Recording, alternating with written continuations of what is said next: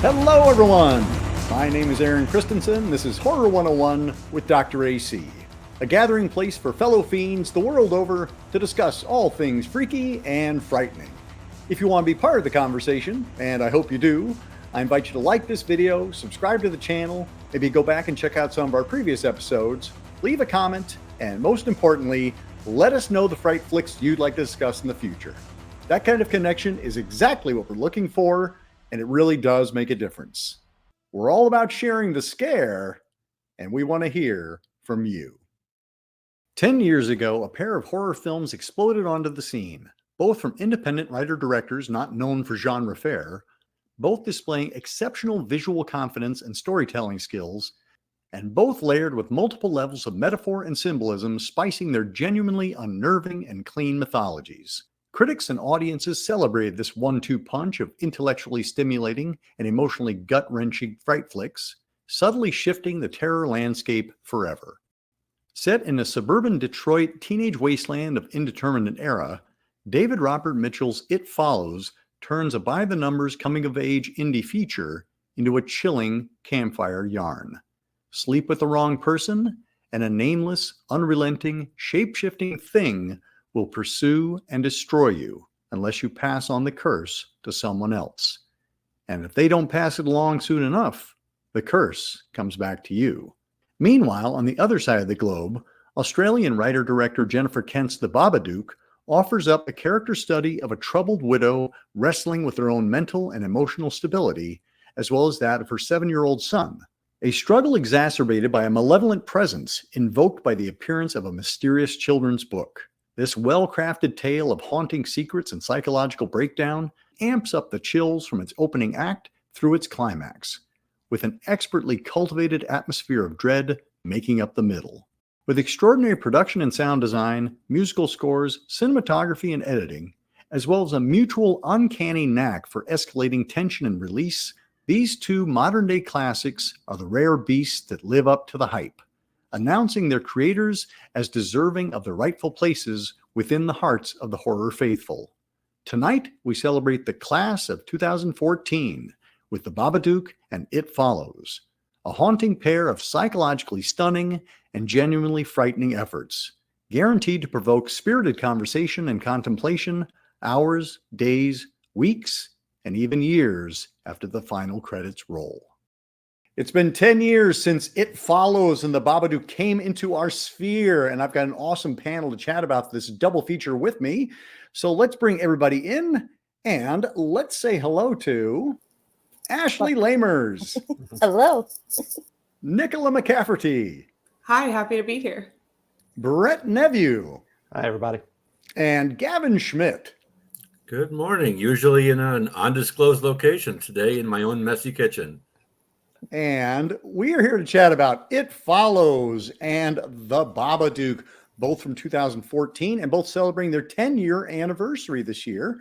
Thanks for coming on the show, everybody, and welcome. And let's just say right at the front, we're going to be talking spoilers.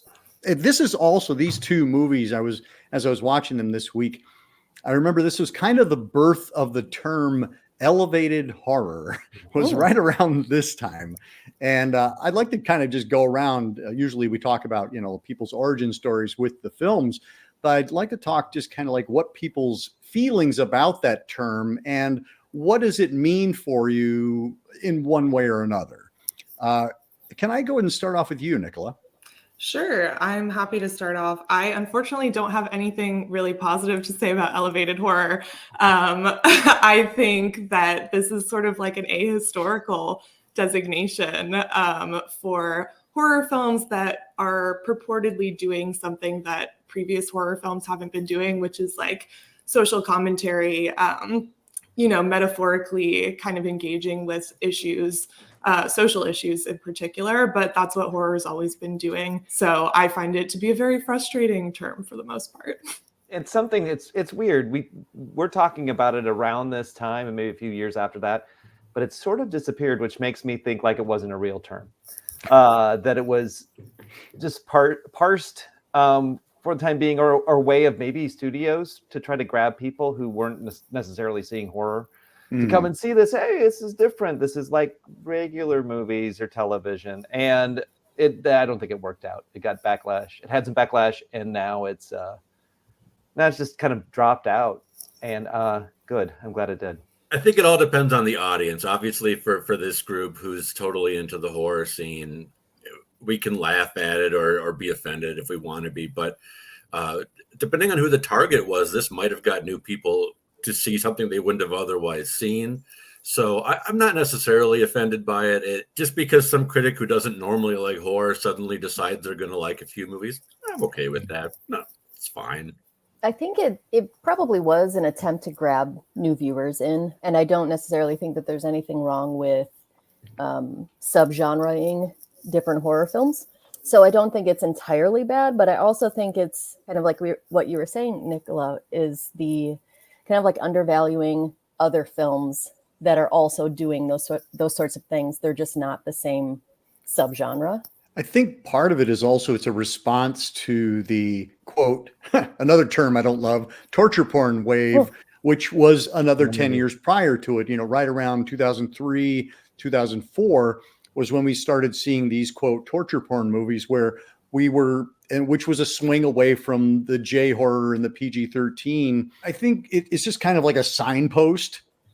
And it says, okay, we're doing something different now, good, bad, or otherwise. I do feel like elevated horror does feel like this is for you, you intelligent people out there who aren't just looking for blood and guts and jump scares. So yes, it's going to appeal to a different audience, but I do feel like it is kind of talking down to your everyday horror fan who probably has been appreciating, quote, elevated horror, has been appreciating horror films that have commentary and have underlying messages and have subtext to them, have an intellect. I feel like that's kind of what the elevated horror term means to me, is this one has a brain in its head. If you go back and back and back again, you'll find plenty of horror films that are smart, and they're oftentimes smarter than you, and you pick up on stuff on subsequent viewings. I wonder too that if it was about marketing to the sort of art house cinemas, as viewership started shrinking right around this time, it allowed these kind of films to end up being shown at 7:00 as opposed to being shown at midnight or 11 o'clock screenings, or like over a weekend of a horror feature that it was like, oh, come see this. It's like those other ones. This is kind of arty like those other ones you're used to seeing. And I think there's a big overlap between elevated horror and kind of the rise of A24. People kind of associate those things with each other. Yeah. So there's like this sort of big, glossy, like production context that people associate it with too. And to the torture porn point, I'm just going to say that those are all coming out of like a very specific cultural moment too. In response to like the war on terror. So for people to kind of wholeheartedly dismiss those as like not about anything is also inaccurate. It feels like both of these movies are A24 movies, and they are neither of them A24 movies. The Weinstein Company produced or distributed It Follows, and IFC distributed Babadook. You think like these are the poster children for A24, and neither of them are A24. So I think that's kind of fun as well. Go ahead and kick things off with It Follows, 2014, written and directed by David Robert Mitchell. Nicola, since this was one that I know you've written about, what is it that attracted you to this film, and what made you want to discuss it? Yeah, this is one of the movies that really made me want to go to grad school for movies. So I was there in the theater as soon as it came out with like a huge group of people, and I just was really moved. I think the score is phenomenal. I think the images are phenomenal. I really love kind of how it's eerily feels out of time and out of place, even as it's like a very Detroit suburbs movie. And also definitely the kind of commentary on sexually transmitted diseases and just what we fear, what our sort of collective sexual anxieties are. So I just really love this movie and wrote a little review about it. And then my grad school writing sample is in part about It Follows. Brett, how about you? It feels like it really kicked off a tone.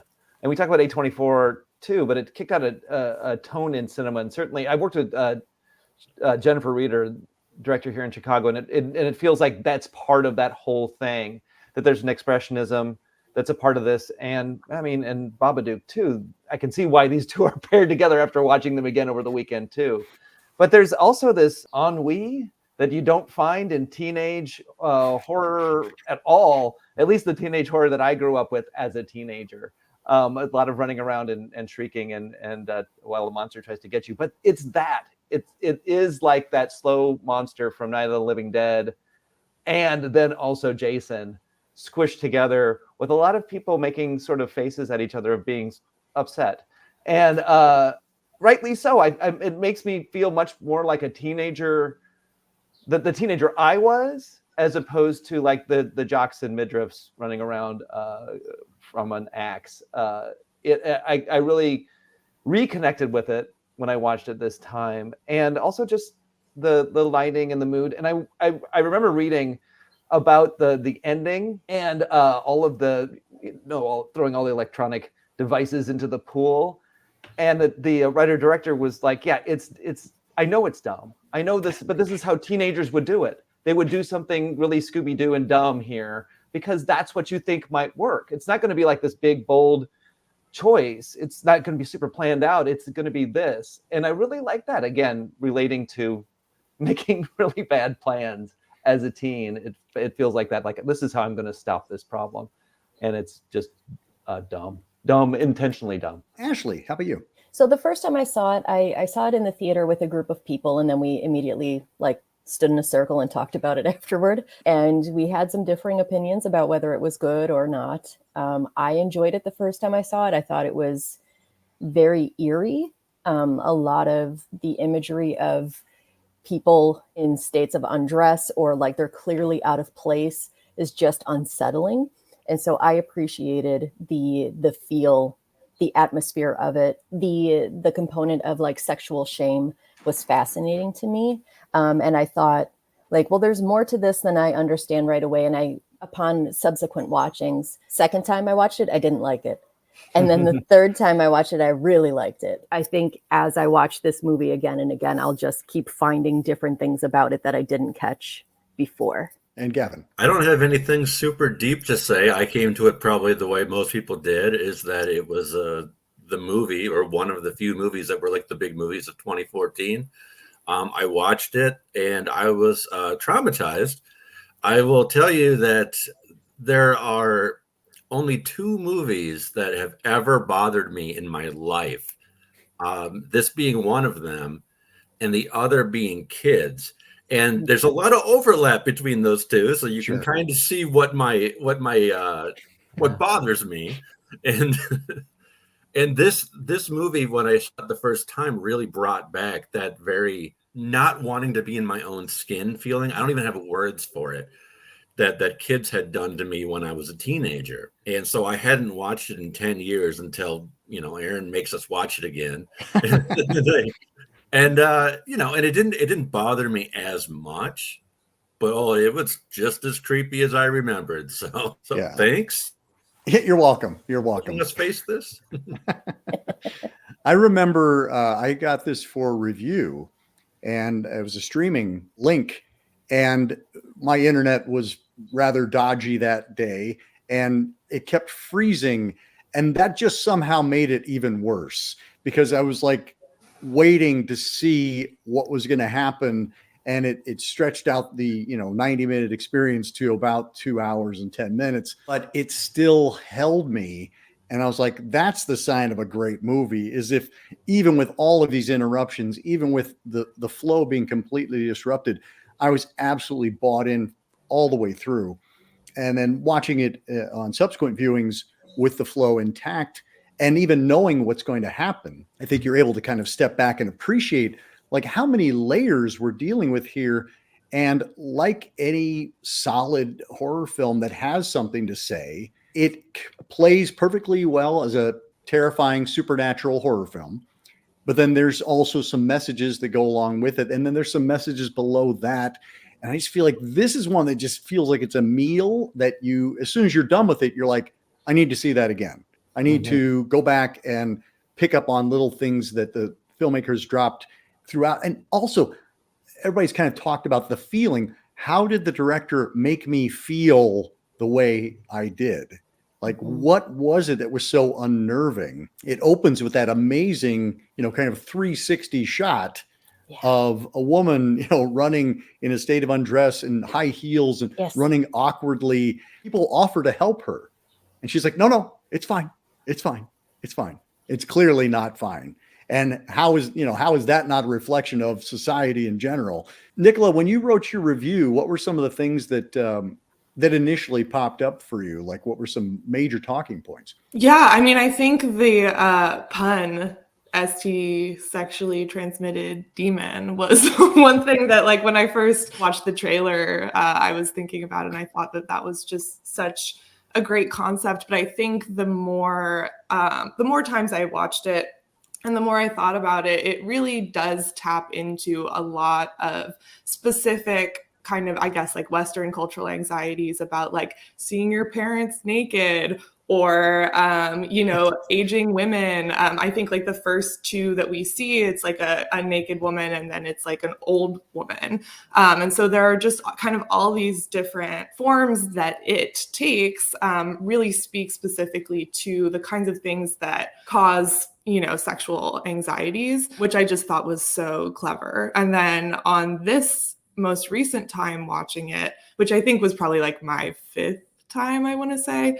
But yeah, you just mentioned the 360-degree camera movement, but there's just so much of the camera just like pivoting around a space. And we really get the sense of like this hypervigilance, this paranoia, but also like whose perspective is this? Like, are we in its perspective? Are we in, Micah Monroe's perspective? Or where is this shot coming from? And then there are also the like really slow pushes in. And I just think visually there's so much happening in this film that I definitely didn't notice on the first watch and didn't put in my first review. The callbacks to certainly 70s and 80s horror, certainly 70s horror is so strong. And the intentional use of tropes in this too is massive. And I think that keeps us unnerved as horror fans too, because the term, as we mentioned, elevated horror felt like it came after this. So there's working within the tropes. And I teach a horror writing class at Northwestern, and we talk about this a lot, giving an audience something new and also giving an audience something that they can recognize. And so it's taking the tropes and saying, oh, I know what that is. You're investing in me as a fan, but you're also giving me something that I have never seen before. And the music, the locations, and the characters and the situations are just built on that. It's that, just like you said, it's that layer, but what's underneath that, and then what's underneath that. And it feels like it comes back to a fourth layer, which goes back to the very beginning too. It keeps giving us back. The film keeps giving us the tropes again and again and again. I kept paying attention to the score. It's so intrusive, like those scores were always. It's so very very present. It doesn't say you're not going to pay attention. This is just going to be an underscore. It is a score, and so that investment I felt was also very unnerving, because at times it works against the scene and feels like the presence of the certainly just represented in musical form. Well, something that struck me on this most recent viewing was the cinematography. There's a calmness to it. Yeah. There is, yes, it does move, but it doesn't move in a jittery jump scare or found footage kind of way, which is what our eyes had been growing accustomed to. There's such calm to it. And if you look at it as coming from the view of it, like, it's not worried. It's going to catch up with you eventually. It's not in a hurry. It's not concerned. And I feel like that was really unnerving for me, is like, in the way that like Michael Myers or, Jason they're just consistently moving toward you, and they're not in a hurry because they know they will outlast you and they will find you and they will have their way with you. Is that the line from the movie? It's slow, but it's not dumb. Mm-hmm. And that can describe the movie too, I guess. It's slow, but it's not dumb. Mm-hmm. Yeah, I think the slowness of it was something that pulled me out of it in my second viewing, that I was like, nothing's happening. and then when I watched it the third time, I was like, oh shit, there's so much happening. And yeah, I think this is one that I don't know, kind of like spice. Like each time as you eat more and more, it starts to build, right? I think you were saying something before, AC, about like wanting to go back and watch it again and like see what you missed. Like even this last time I watched it in preparation for this, I was like, ooh, I should read some Dostoevsky. Like I feel like I'll understand this more if I read some Dostoevsky. So Well, and speaking of Dostoevsky, this is kind of set in a strange period where it doesn't feel like there's a time attached to it. It doesn't feel modern, but it also doesn't feel like it's a specifically period piece either. We have some anachronistic pieces where we have kind of like the e-reader, and our first victim has a cell phone. But by and large, it's kind of in this tech-free space, which I found, again, I think that's a callback to what you were saying, Brett. Like this is kind of like 80s horror where there isn't the cell phone you can just pick up and nobody's just going to track you down, tracing your phone. The interior spaces also largely 70s decor, especially in Jay's house. But then also in her bedroom, she has kind of like a 1980s Art Deco revival, like flower lamp, and her like two-piece like pink bra and underwear feels a little bit more 90s. So I think, yeah, I really appreciate this dislocation in time. It kind of adds to the uncanny effect. And I think like at various points, it feels like it's either like summer or fall or spring. Yeah. We see definitely moments where there are like autumn leaves, but she's swimming in the swimming pool several times. So it's very hard to tell where we are in time. There's a certain indie quality to this, and it has that thrift store feel to it, and you can tell, and maybe that's part of the allure to this kind of film, makes it look a little more artistic than others, that it feels like those independent films that we all sort of saw in the early 90s, mid 90s, that it caught up to horror, or at least it drew from that it has that thrift store quality that a lot of movies from that period had, and that you didn't start to see it in horror until right about here too.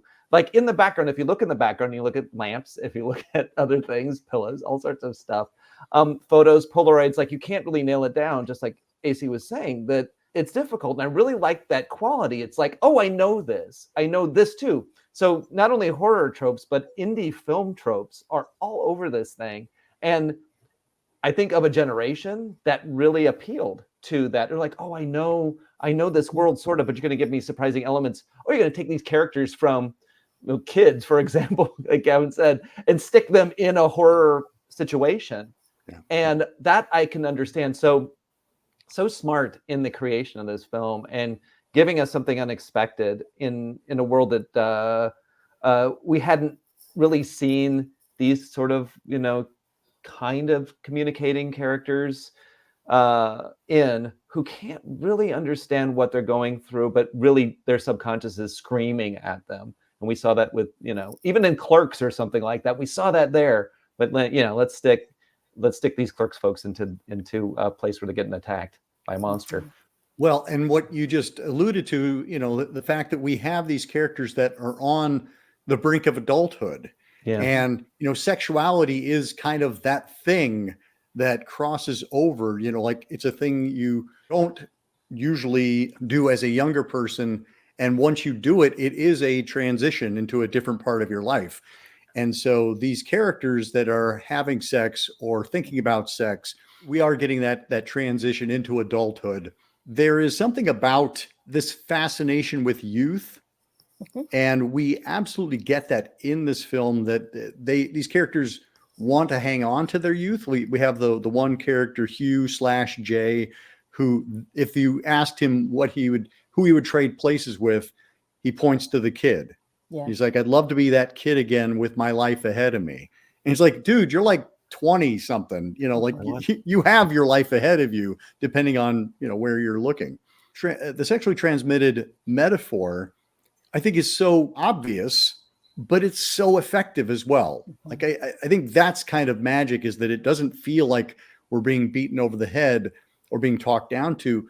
it just really, really works as a metaphor. Yeah, I think the theme of innocence and the transition into adulthood or just aging in general, the inescapable piece of whatever you're afraid of, if it's getting old, it's dying, it's, I don't know, maybe even, is his name Paul? Maybe even the fear of not being accepted. Like, no, I'll take on this curse for you. Like, just to be part of things. I really appreciated that feel in the way that it was represented visually, like with the tulip lamp, right?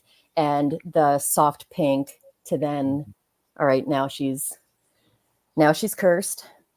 Even thinking of what you're saying before, Brett, of it's stupid, but it's how young people would handle something. When Hugh is like, I'm doing this to help you. Sir. No, you are not. But that's very much a young perspective of this interaction. I'm even thinking of like when they're sitting, the younger sibling, the girl who's using the e-reader, and Paul, they're like sitting on the porch drinking beer and playing Old Maid. Yeah. So yeah, that kind of like we're doing both of these things at the same time. I really like it when when she comes in, she can't sleep, and Paul is sitting on the couch, and he's like, well, do you want to lay down? And I'm like, you need to get off the couch, man. He just like doesn't move, and she's like, okay, I guess I'll lay here next to you. Yeah. It's so teenagey brain. It's like, oh, my chance. It's my chance. Yeah, I think Paul is such an insidious character, actually. Yeah. Like the way that he's just sort of like, he's like, this horrible thing is happening to her, and it's my opportunity to be a white knight, but also to get to sleep with her. Yeah.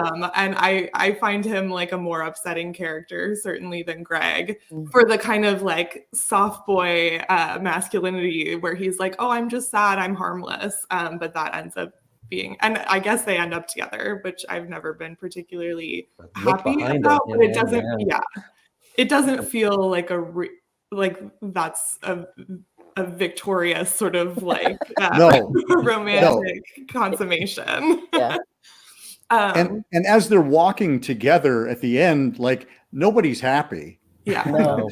like there's such resignation to all of this.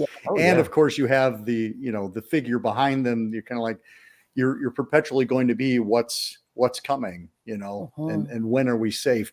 The idea of her having sex with Paul so that he can pass it on to somebody else and get it further away from her. That is kind of like alluding to that white knight that you were talking about. Like he's going to do this thing. All he's doing is just perpetuating it. Like this is a good thing. It's also a really selfish thing. It's a selfish thing on everybody's part. And I feel like that is that, when we're talking about, sexually transmitted diseases, like that's where people aren't open and they don't disclose, is because they're afraid they would be denied. And instead they're just willing to perpetuate this, infinitely so that they can get what they want. Yeah. And I think it makes that concept of Paul, like it's a very complicated thing, but it feels very honest and true. Can I say something that's kind of out of left field here at this point? So when I originally watched the film, the sexual stuff unnerved me. The very strange but yet real creatures unnerved me. I didn't get the deeper levels until revisiting with all the innocence and stuff. But I almost wonder if there's something even further yet. And I don't know if anybody's mentioned this. I don't think anybody has. There's kind of a biblical quality here. Like this is very much like a Garden of Eden 2 original sin being passed on for centuries. I'm not a religious guy by any stretch, but it kind of seems like there could be some parallels there of how instead of just, hey, let's stop this, we're going to keep this going. This is now part of what it is to be human. And yeah, so like you're saying with Paul passing it on at the end, that's what we do as people. Like trauma is generational. The sins are generational. It's just, we don't just stop and let us be the one to end it. Mhm. So it's a timeless tale in that way. That's really interesting that you said timeless tale, especially at the end there, because I mean, not that we're going to talk about Babadook yet, but I think that's the link for me between these two, is that they're both stories, that they're both have like a mythological aspect to them. Just what you described. It's like, here is this underscore that we can, other thing we can all relate to or all understand, that trope that is like, here's a story about the things you shouldn't do, and all good campfire stories, that's this. And that the Babadook has that quality too. But yeah, that I feel like the things that we're feeling, things we're seeing are that underlying story, the story you've heard 1,000 times, the story that is easily retold is this one. And the same with the Babadook. Like, you could imagine this being like a book you could open and there would be drawings of this and then the monster represented however, but that it's as present as the Babadook is in that story, in that same sort of way, that it can be that easily told, almost like a children's book, a really weird children's book. I'm not saying children's about STDs. No. Maybe they should have. Got to teach them somehow. Yeah, that's true. I got you this book. Nicola? Something that I find so smart about the filmmaking here is that we see all those moments, the points at which like the various characters have to make a decision about whether or not they're going to pass this on, but we actually don't really get much more than that. We don't get sound really on those moments, like when Jay drives far away and like kind of sleeps on top of her car and then finds these guys on a boat, and we see her walk into the water, like take her clothes off and walk into the water, and we see her drive away, but we don't see what happened in between. Right. And similarly with Paul at the end, we see him drive past sex workers, but we don't see him stop. And with Greg, after he sleeps with Jay, we see him like chatting up some girls in the cafeteria, but we don't hear any of those moments. So I think that ambiguity is really cleverly done as well, where I guess there's a way that we could imagine that they aren't making the selfish choices, even as much as we probably think that is what they're doing. And I just think that's really clever. Well, and I like what you just said there, because we infer, as we do as humans. We're like, well, those two have a certain look at each other, so clearly they have a relationship. And it's like, we don't know, but we tell the story. That's what we do as humans, is we make up a narrative that serves us. I think what's so great about this movie is the rules and the mythology are established so clearly and so cleanly. It is that Nightmare on Elm Street. It is that The Ring, where it's like, okay, here's what happens and here's how it's going to play. And then you watch it play out time and time again through different characters. And like, I love that. I love the fact that, he can tell us Hugh/Jay, like, as he's telling her, he's telling us, and that's all we need to know. Like, we'll learn little details here and there, but really everything we need to know is right there. There's also that idea, this is going to sound silly, but the lack of parents in this thing really felt like Peanuts to me.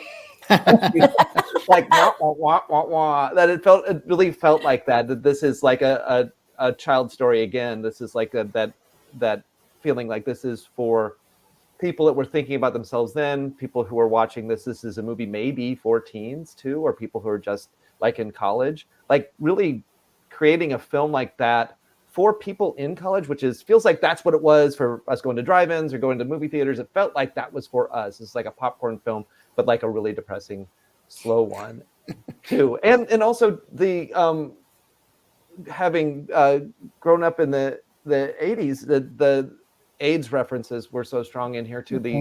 The multiple partners, that thing that they would always say, like, if you're sleeping with this person, you're sleeping with everybody that they slept with way before all that. And it really hit me this time on my rewatch of like, oh, when it comes to not just partners, but people who have maybe abused you or people who have abused somebody else. That's part of the link too, that it's not just sexual partners, it's people who had maybe been a victim of sexual assault too. Yeah. And what we've been talking about primarily is the kind of psychological horror of this situation, but there's also some real horror, like from the opening shot on the beach. Like, I love it that like they think this is elevated horror. And it's like, no, within the first 5 minutes, you have nightmare fuel of her on the beach with her leg twisted. And you're like, okay, I haven't seen anything that shocking in a long time. And I was really disturbed by it. And then you have different things where, the really huge guy going through a small door, like that's really unnerving. I think one that really got me the first time that I saw it, that's like very innocuous, but also kind of the intrusion of childhood into this adult space. When Jay's putting lipstick on in the mirror, which is also just such an iconic kind of horror image. It like evokes Linnea Quigley. Like it's she just wants to look good for the boys.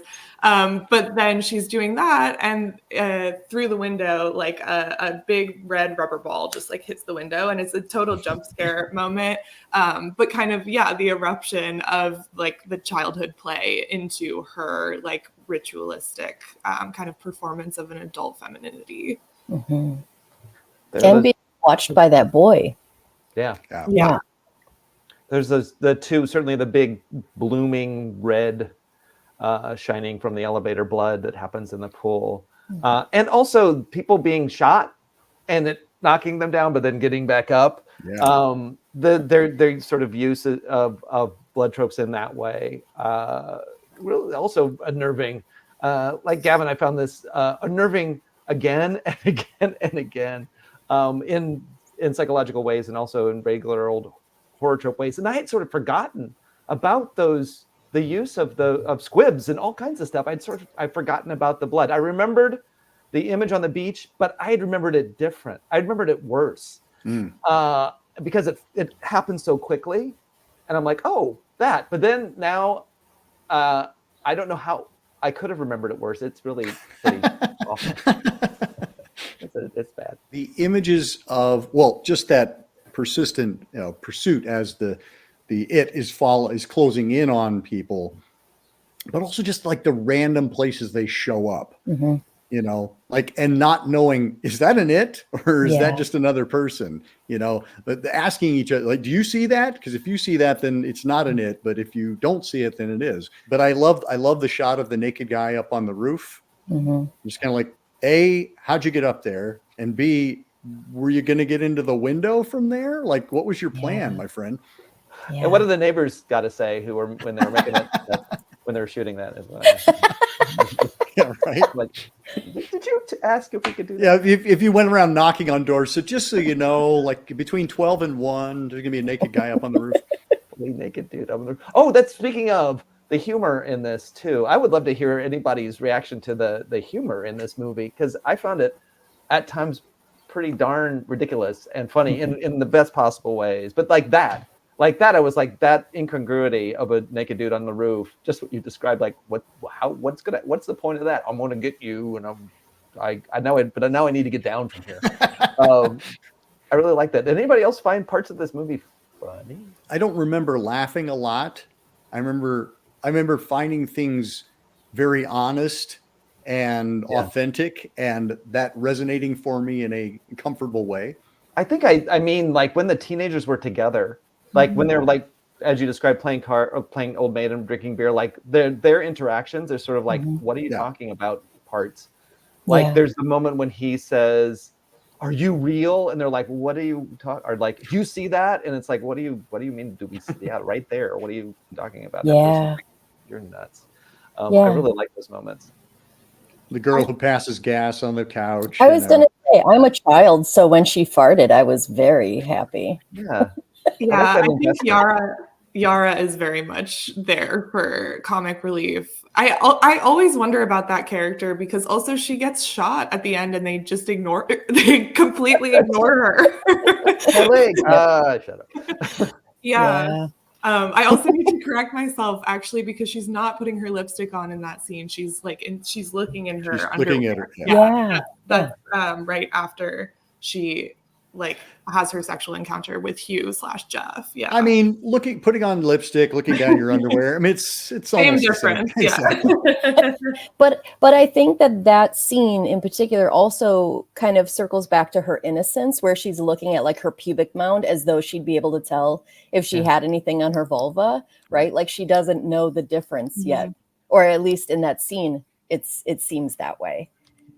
Right. And it's like the interesting tension between like it as like it is kind of a physical thing, but also you can't see it because you don't know what it's going to look like. Yeah. Right. And sometimes it's characters. Sometimes it's people that you know, and sometimes it isn't. Like, I mean, we didn't even talk about the fact that, you know, his mother basically assaults him and fucks him to death. And you're like, okay, that's unnerving. That's Yes. really disturbing. And then things move on, you know, and then it's bouncing back toward you again. Yeah, that always made me wonder if everybody sees like kind of the worst case scenario in those final moments. Like if it manifests itself as kind of your worst sexual fear when it's going to kill you. And we don't really have anything within the film to suggest one way or another, but I like to think about that. Well, and I like the fact that he gives us space to do that. Yeah. You know, like it isn't firm one way or the other, so why not lean into it? Let us move forward into The Babadook, which actually preceded this film in terms of release, because I know a lot of people were talking about It Follows as, oh wow, it's another really smart film about trauma. I guess similar to It Follows. I mean, when you're into horror, I mean, you're going to watch the big tentpole movies that are coming out. And It Follows and Babadook were both. And, you know, if you ask me right now to name any other movie from 2014 besides those two, I would have to really think, because those two really carried the year. I'm going to be up front for this segment. I don't think that this one hit me as hard as most people were hit by it. So my comments are going to be underwhelming for this. Right. Well, I was probably teaching my horror class back then in 2014. And so I think I was teaching it at the time when it came out.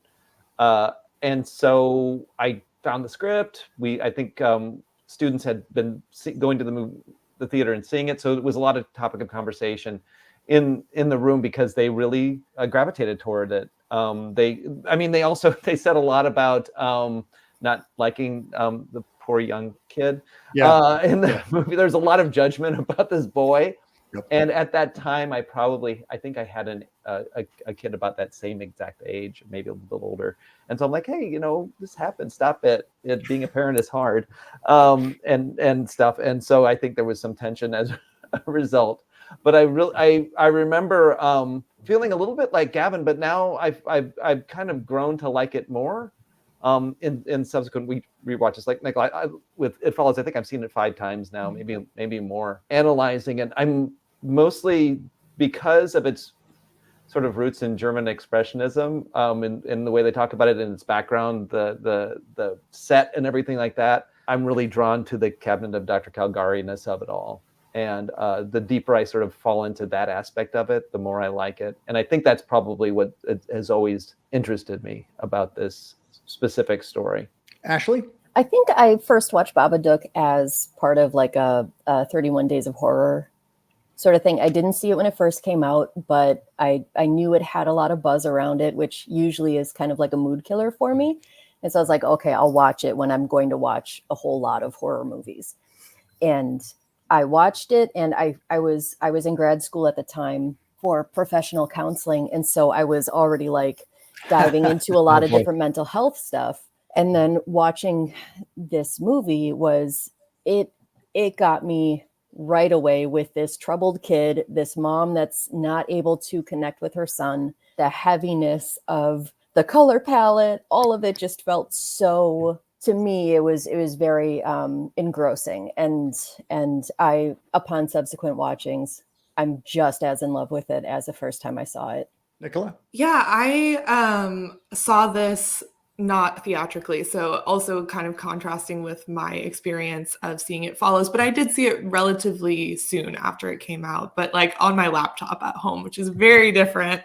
And I think it never quite hit as hard for me, including watching it this time. But I think something that's so interesting watching these two together, and I watched them back to back, is like that sort of stark visual contrast between how bright and neon and like the color palette of It Follows and the very like depressing, downtrodden, muted color palette of the Babadook. And also there are so many like really, really long shots in It Follows, and this is so close up. So I think, thinking about both of them as dealing with trauma and, women's experiences in particular, and the different kind of levels of intimacy that the camera work conveys, very interesting. I really enjoyed watching these two together. Yeah, so did I. And I hadn't even planned on it being the double feature that it was. But I was talking to Brett offline. I was like, these two films, to borrow a phrase of yours, Nicola, they have such great conversation with one another where one kind of informs the other, and you're going, oh, wow, like this is about just another stage of being human and evolving and growing and moving into different stages of life, and death as a reality, and something that you have to confront or not confront. And that is how, our characters are dealing with this or not dealing with it. And I was really struck by these two together. And I watched them again in the same afternoon. And I was left with not only a feeling of, oh my gosh, that was devastating, but also kind of that thrill of when you see great art happening. And the fact that both of these films are from filmmakers who aren't necessarily horror filmmakers. Jennifer Kent, writer director, she based it off of her short film Monster, but she doesn't necessarily identify as a horror director. And David Robert Mitchell does not identify as a horror director either.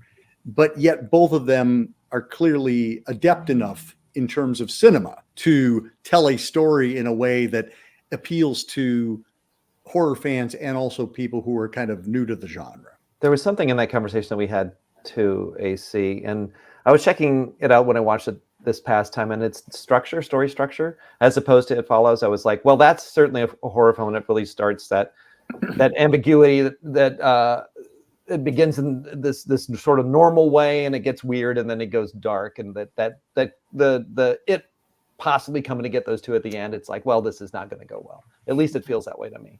Yeah. But Babadook really feels like it has a more fantasy structure, in that it has like classic sort of hero's journey way of telling the story, that the bad thing already happened. Like the ring has already been created, that is already down there. That the way it unfolds is that, and then we end in the light. We end up something with something good. And I'm like, is this like a supernatural story, sort of a ghost story? I'm like, no, this is like a fantasy. This is like a creature story. This is like a classically told adventure story, but with really limited character and a really limited space. And I really, really liked that aspect of it. Like you said, the director is not necessarily, and writer-director is not necessarily a horror director, but I can see that this person is a filmmaker.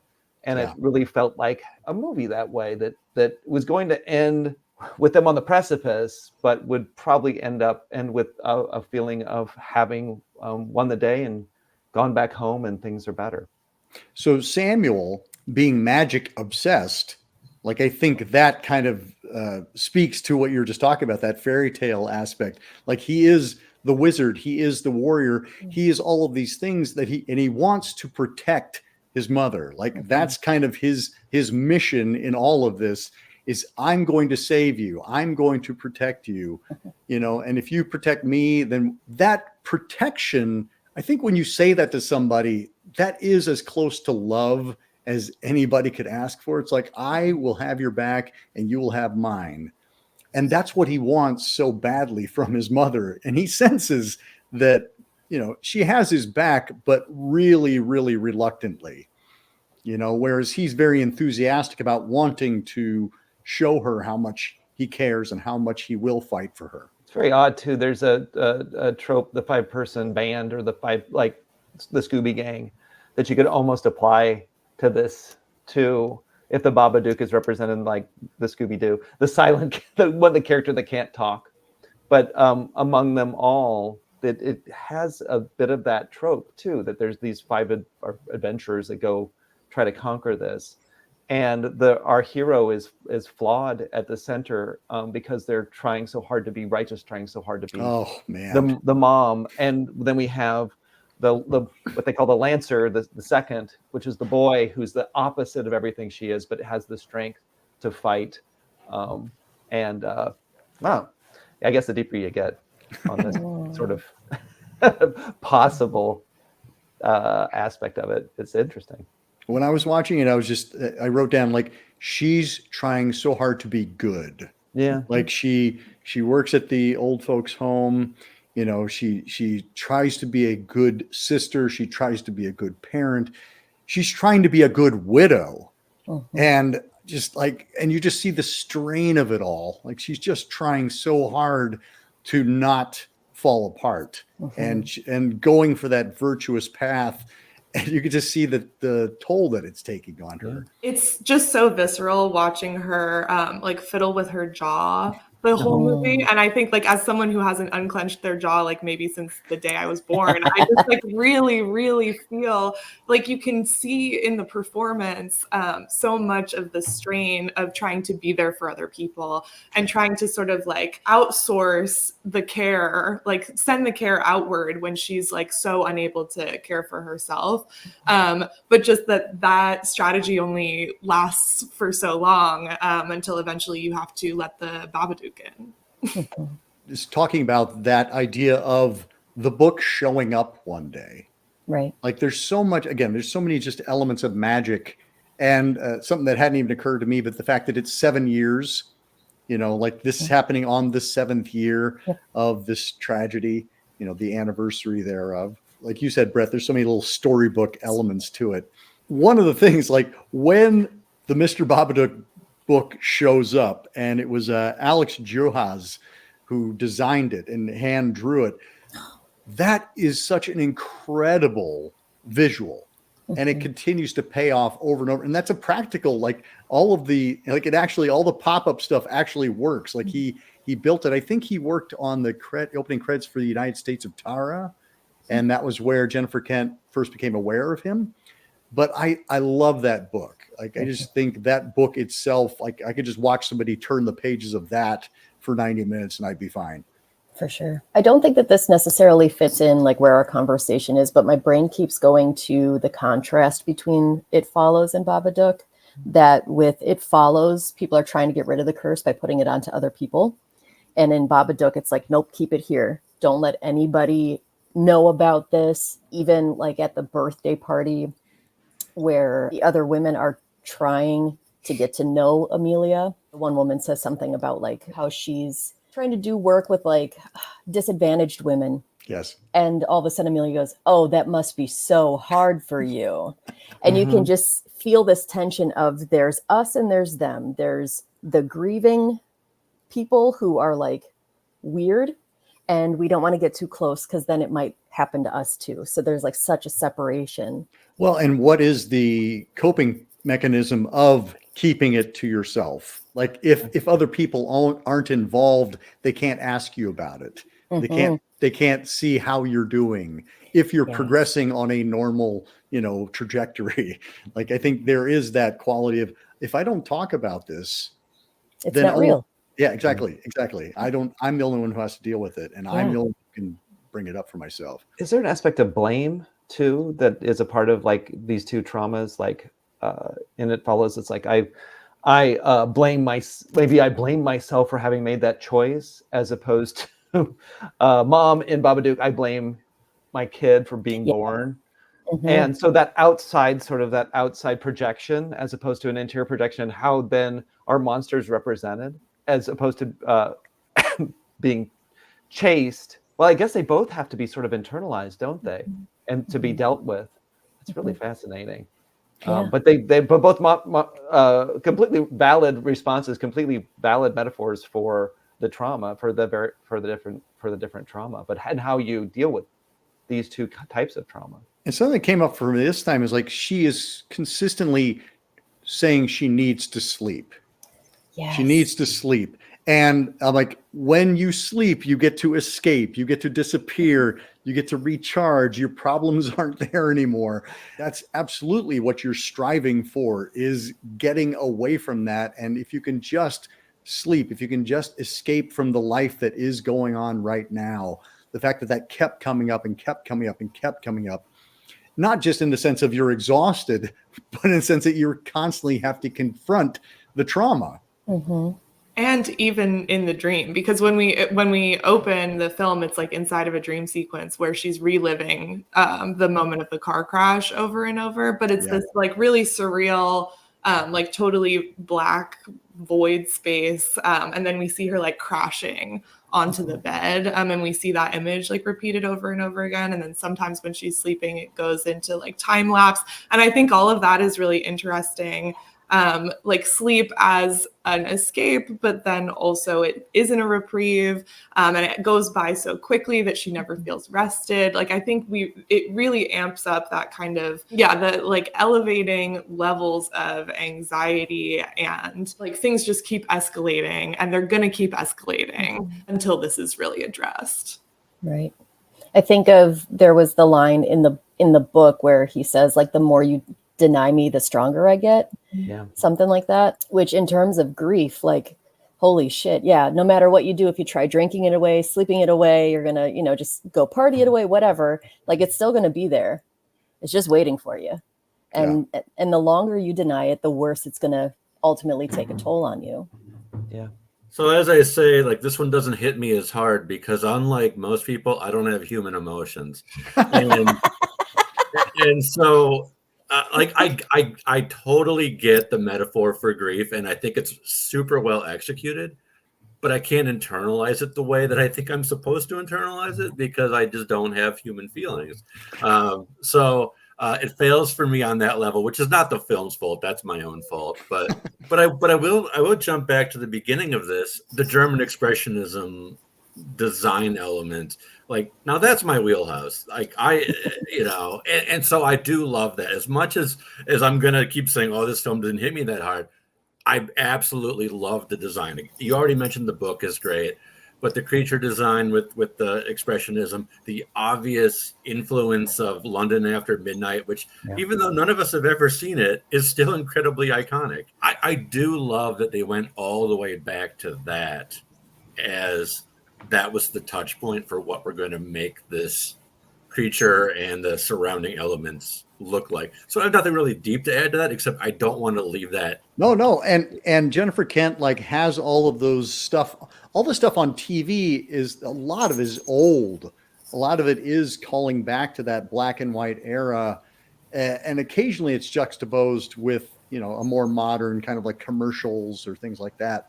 But there's so many just kind of like weird black and white surreal images or cartoons. We have the big bad wolf metaphor that keeps coming up. Didn't she stick the Babadook enemies film too? Nicole, is that right? Yeah, Méliès, I think. Méliès, thank you. Yes, yes. There's like there are a sequence, I think, of several of those short films that the Babadook is inserted into, which I thought was just brilliant, and also something that I wouldn't have known the first time watching it. And then there's like Barbara Stanwyck movie. It's just And the light angles too, Gavin. Just I think the sharpness of all of that stuff, it brings that unnerving quality that It Follows has to this for me. It makes me want to look into the background. It makes me ask that question, like, why are they living like this? And I was also read a little bit about some of the reasons were because they were shooting in a studio and they have the money to go like look at a house. So they built this house inside the studio so they could never go outside.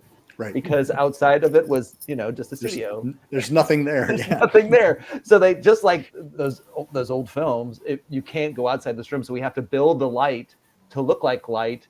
But let's just make, this image through a light really stark and shadowy, or have like the panes of a window where like, well, how does this light coming in and what time of day is this? It's really hard to tell what exactly is going on. I really like that aspect of it. Well, and the angles are shot so that you don't ever look out a window. Everything stays absolutely inside. You get side shots where you see the window to the side of that character, but you never look out past that character outside. It all stays very much trapped inside, gives it that sense of claustrophobia. And isolation, like they are very much isolated and continue to get more isolated as the film goes on. I think also, we were talking a lot about time and what time period does this take place in with It Follows, but time also kind of dilates in this movie where I think, once the social services people show up, we realize that it's only been 2 days since he was pulled out of school, but it feels like an eternity. And I think the claustrophobia of the space, the insomnia, all of that, like they don't go outside. We don't really see light changes in the way that we might expect to show like the passing of like it's day and it's night. And it just feels like an eternity trapped inside this house. Where we're watching old movies, so also kind of like out of time in that way.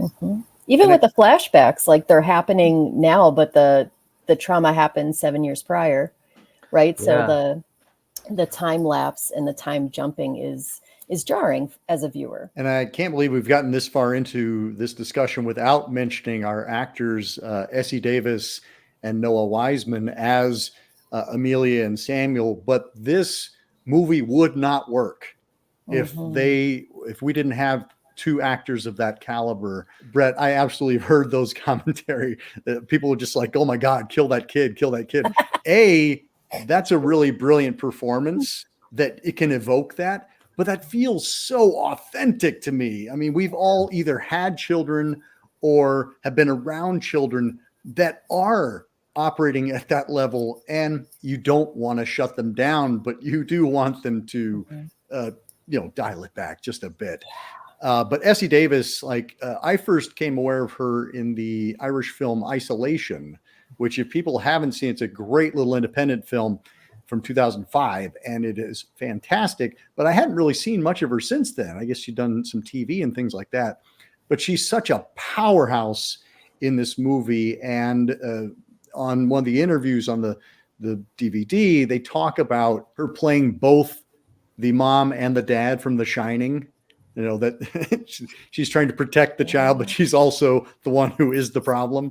I also read that she was so concerned about those scenes with Sam, who's the actor was that age that they had an adult on his knees playing that part so that she didn't say those things to a kid, because she's like, I'm going to traumatize this kid, and I don't want to have that thing that can happen to young actors happen to this boy. And I really appreciated that in the filmmaking. So, and then it allowed that really visceral strangeness to be so authentic. Yeah, there was no holding back in her performance, and which I think makes it does feel like someone who's really losing one's mind, to the point where this would happen, where you would do these awful things to the point where it kind of has to go there for us to understand how deeply she's broken.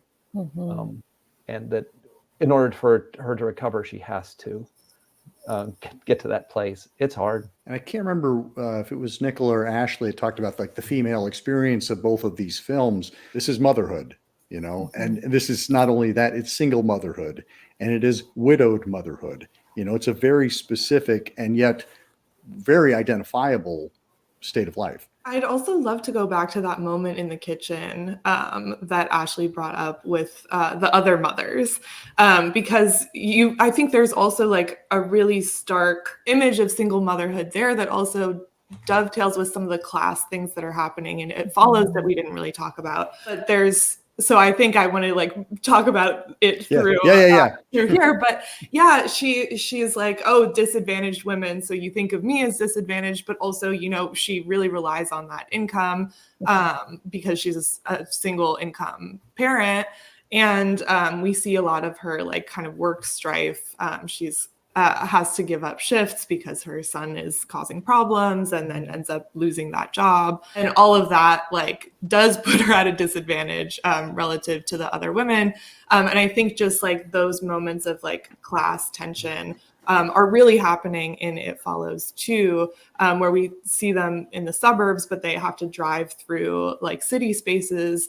And they have that like brief conversation at the end where none of them were allowed to go south of 8 Mile, because that's where the suburbs end and the city begins. And Hugh was able to like in part do his deception because he said he was embarrassed of his house and of where he lived. And then we find out that actually instead of that like flop house that he said he lived in like a really wealthy area. So I think that's something that's happening across both of these films too, like maybe a little bit more in the background, but informing how the trauma looks, like what kind of resources they have available to them.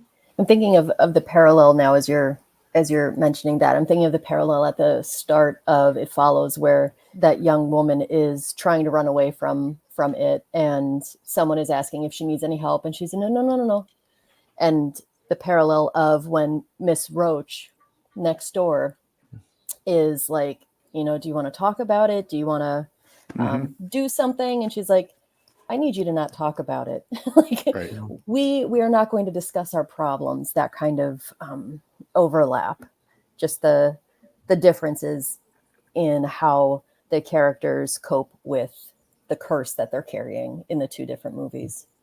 Well, and something I wrote down for this that also applies to It Follows is this is the book that keeps returning. This is the story that keeps writing itself, keeps perpetuating, and you keep turning new pages and there's new information there every time you come back to it.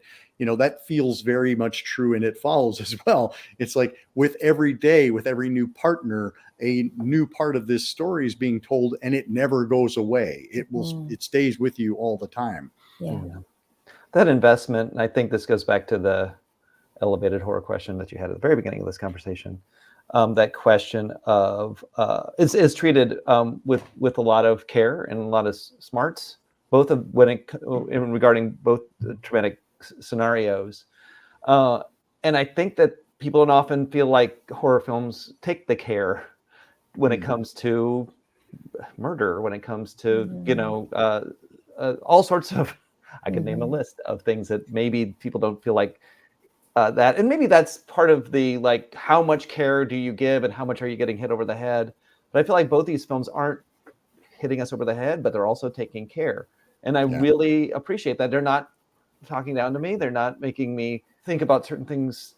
They're really investing in their characters. They're really investing in the language, and that all of the cinematic elements are there, but they are taking care with something that's very serious. In theater, we talk about it more than in filmmaking, but it's like, how do you earn this?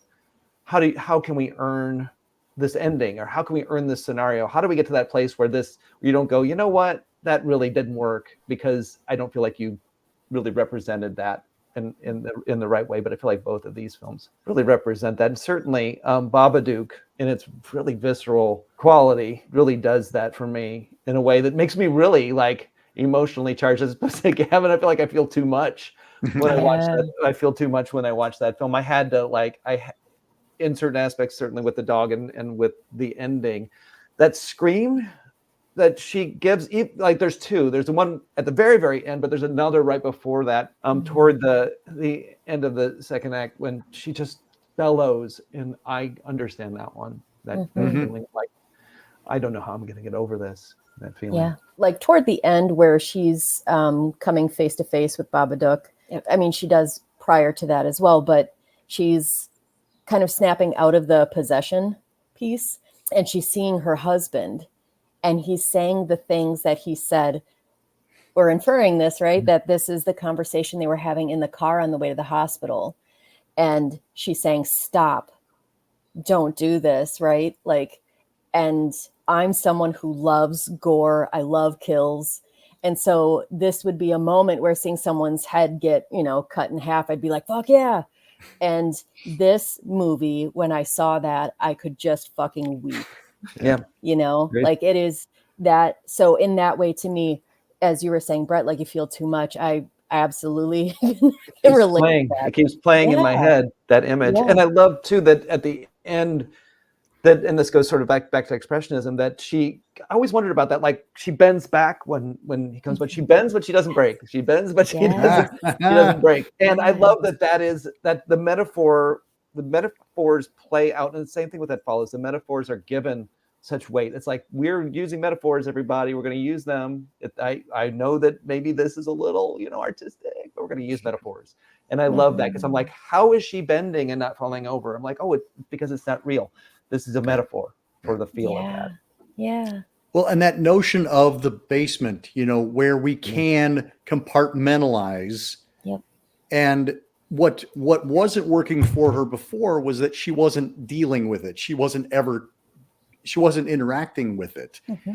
And so she has made the agreement with herself that she will, on occasion, go down and deal with the trauma and visit the basement. Mm-hmm. And what's interesting is how, Sam has no problem. Yeah. He's like, I will absolutely go down there and play with my dead father. He says, you won't let me have a dad. Mm-hmm. It's like, oh man, like a dead dad is better than no dad at all. That's true. And I wonder about those worms too. The idea of the more the Babadook eats worms, the more he is decomposing or being like a body would be fascinating. Yeah. That metaphor again. I never got that. The longer that Babadook eats the worms, the more it's going to get eaten until maybe just a piece of that memory is there. But and they're both helping gather these worms too. Yeah. That will help with this trauma also. And that's how they bond. Mm-hmm. Yeah. How about that? It's really cool. I think the camera angles too kind of speak to what you're saying, that like the size of the Babadook is like he's shrinking, he's decaying, like maybe because and in that final sequence where she brings down the worms, we have this like crazy high angle shot. Like the Babadook is like huge at so many moments, but then it like swivels, and then we have these like it gets smaller when we're in the Babadook's POV. There's like not a consistent size there. So I think also there's, the ebbs and flows of grief. Sometimes it's really big and sometimes it's smaller. But I think, in that final sequence, seeing it be huge and then kind of cower and back away and be a lot smaller, I think really speaks to what you're saying about like over time, feeding it worms, it can grow smaller and smaller and disappear. Yeah. And even as Amelia says, like after she feeds it, then she goes back out by Samuel and he's like, how was it? She goes, it wasn't that bad. like facing the thing that you're afraid of, right? It gets less scary the more that you face it and you tend to your own emotions. So kind of one more connection between the two films is that both of these directors have made one film since this massive, important, critically acclaimed, commercially successful film, neither of which were huge hits. David Robert Mitchell had Under the Silver Lake and Jennifer Kent had The Nightingale, both of which are terrific films and very ambitious films, but didn't get the same love, and they have not done anything since. I just feel like that's such a tragedy that people are not breaking their doors down to give them work to do or to help nurture them in bringing new projects to the fore. So it's kind of an unfortunate parallel for them as well. We are getting a It Follows sequel. Oh yeah, they follow. They follow. Yes. There's also something else. There was something else that he was working on. I think that's coming out soon. It might have been a TV show though, but I can't remember what it is. But they're active, they're working. But yeah, it's the repeating of success. But I also feel like the industry's changed. Like we started again with the beginning of this conversation, that there was that flash of all these sort of things. Then A24 kind of took it over and actually ended up absorbing some of those companies too. Yeah. And so they're like, no, this is our thing now. And so either you're working with them or you're kind of doing it on your own. And it's hard to break through the noise with something like this. I thought about that a lot. I'm like, could these movies be made in 2024? And I don't know. I really don't know. Unless your name is Ari Aster and Robert Eggers, I don't know. Yeah. And that's a shame because one of our filmmakers is a woman too. And I feel like that gets, and both conversations are about the experience of women in this landscape. I don't know. It's just, it's more than frustrating, sort of what's happened to all filmmaking for sure, but in the specific genre, that investment in theme, in tone, in story, in trauma is really an investment that a lot of studios or filmmakers are really having a hard time with. And I think audiences also have maybe grown, like, I think it has started to feel tropey when at this moment it felt really original. Yeah. Because now, you know, people complain about, well, every horror movie is about trauma, Yeah. which I think is also one of those things Like, that, but it always was. has always been true Yes. as well. Yeah. Right. Oh, it's just a metaphor for trauma. And it's like, well, we're watching blood and guts splatter all over the Right. screen. Like, what else would be happening? Exactly. Cool. Well, thank you all so much. I know we could probably keep talking for another 3 hours. This was a fantastic conversation. So thank you all so much. And we welcome anybody who has gotten this far. Please leave some comments below. Let us know your experiences of both of these films. And looking forward to having you all on again very soon. Thank you again. Thanks, AC. Thank you. Thank you. Until next time, keep searching, keep exploring, and keep sharing the scare.